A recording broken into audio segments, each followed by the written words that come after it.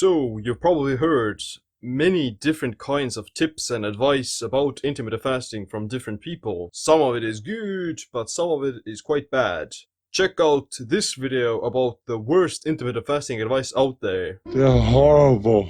Number 1. Juice fasting. Drinking different kinds of smoothies and juices will make you consume quite a lot of carbs and sugars, which will stop the autophagy process and stops most of the benefits of fasting as well. I have nothing against people who like to drink juices or make smoothies, it's just that they end up consuming quite a lot of calories, and it's not doing them any benefit.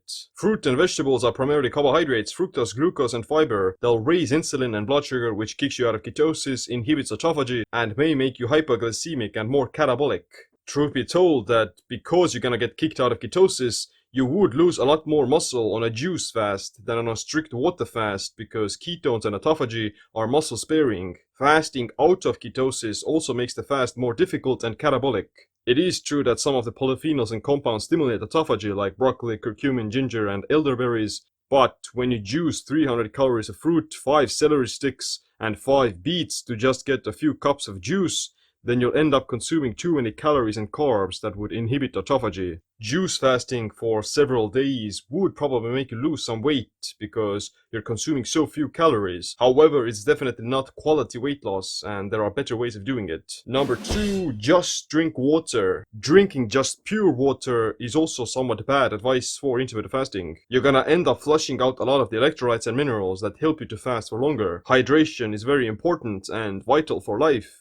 But if you're going to the bathroom too often to urinate, then you're gonna experience mild headaches and you may even get the refeeding syndrome. Pissed off! Number 3, become dehydrated. There's also the danger that you may become dehydrated, whether that be accidentally or voluntarily, because dry fasting has become quite popular and it's said to be more effective in terms of autophagy. Although mild dehydration affects similar pathways related to autophagy regulation such as AMPK and mTOR, there's still no actual evidence to show that it works. If you do choose to do dry fasting, then you just have to make sure that you hydrate yourself properly after breaking the fast and before starting the fast. Chronic dehydration is still very unhealthy, even if it does burn just a little bit of more fat or gives you more autophagy. Number 4, drink a lot of coffee. Most people drink way too much coffee too frequently at the wrong times. This can cause dehydration, gut problems, addiction, insomnia, chronic fatigue, and mood issues. Coffee doesn't break a fast, and it actually promotes the effectiveness of the fast by increasing ketosis and autophagy. However, it's not something you should drink too much. At the most, you should stick to 1 to 3 cups of coffee a day, and optimally to just a single cup.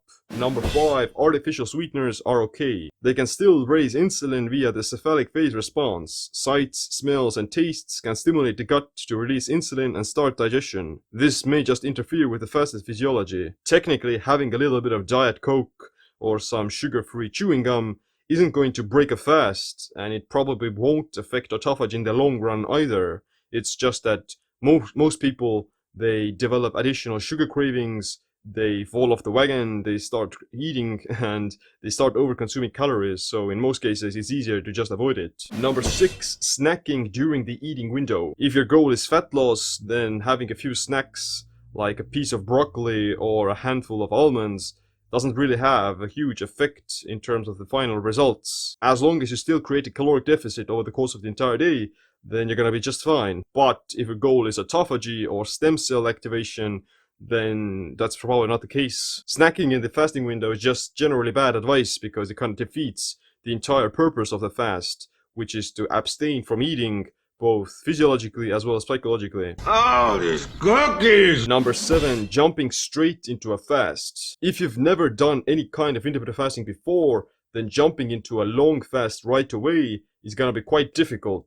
You would need to build up your fat adaptation first. Physiologically, you would be fine, because you're not going to die by not eating for 3 to 5 days. It's just that most people, they need to learn how to manage their hunger and emotions much better, especially if they're not eating. This sort of a nosedive approach to fasting isn't that sustainable because it may just make it harder for you to stick to it in the long term. So you should always think about how can I make it more sustainable and how do I not fall off the rails and start binging immediately. Number 8, fasting too long, too often. There's also the tendency of wanting to fast all the time just to get more autophagy, more stem cells, and live longer, etc. But more isn't always optimal, and it's not definitely useful in some cases.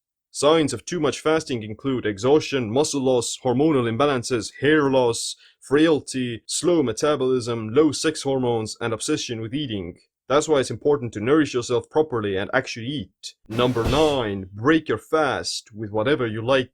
Breaking your fast with processed food, a whole lot of grains, gallons of milk, raw kale, and pounds of meat isn't the best idea because you may run into some digestive issues. Eating whatever you like can also become an obsession and an eating disorder. To not mess up breaking the fast, you want to start with something that has more digestive enzymes and nutrients, such as fermented foods, apple cider vinegar, bone broth, or fruit. Number 10, drop your calories a lot.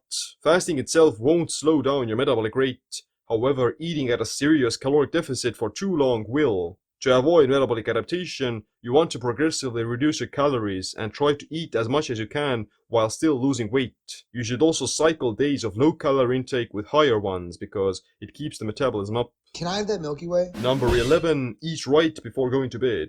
Most intermittent fasting schedules are structured around skipping breakfast, maybe having some lunch, and then eating mostly dinner. That's what a lot of people find easier and more sustainable. I don't think that there's nothing wrong with eating later in the day as long as it doesn't interfere with your sleep and it doesn't become additional stressor. It's just that if you eat too close to bedtime, then you're probably gonna see some negative side effects and it's gonna interfere with your results. I recommend that at minimum you want to stop eating for at least 2 to 4 hours before going to bed, and optimally up to 5 hours. Number 12, you don't need to exercise. It doesn't matter what your goal is, whether that be anti-aging, longevity, or muscle growth or fat loss. You should still exercise. It's actually more important than fasting. Most of the modern diseases are caused by physical inactivity and excess consumption of calories. Intermittent fasting can fix the food, but you still need to be physically active. Just doing intermittent fasting with no resistance training will accelerate age-related sarcopenia and muscle loss. It will also slow down your metabolism and makes it harder to lose fat.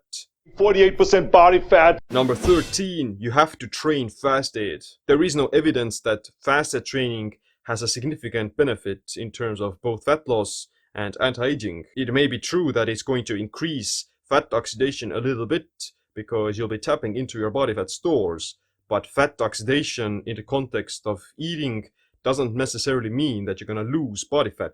It just means what kind of fuel substrates are being used at the Krebs cycle and what kind of fuels are you using to produce energy. You can burn a lot of fat during exercise, but you may not end up losing body fat because you're not eating at a caloric deficit. Working out fasted all the time may also lead to muscle loss. Fasting is a catabolic stressor, and you'll be oxidizing more amino acids and glycogen at higher intensities of exercise like lifting weights. That's why it's not always the best idea to be working out fasted, especially with resistance training, because you'll just end up losing some more muscle. This applies to both longevity and body composition goals, because both are somewhat relevant and you need to have muscle for living longer and being healthier in general. If you want to know how to optimize training, intermittent fasting, nutrition, and meal timing for both muscle growth, autophagy, and longevity, then check out my book, Metabolic Autophagy. So this is the worst advice about intermittent fasting that I've seen, and if you want to add something to the list, then comment down below and I'll make sure to add to the next video. But other than that, thanks for watching this video. Make sure to click the like, subscribe, notification bell as well. My name's Team. Stay optimized, stay empowered.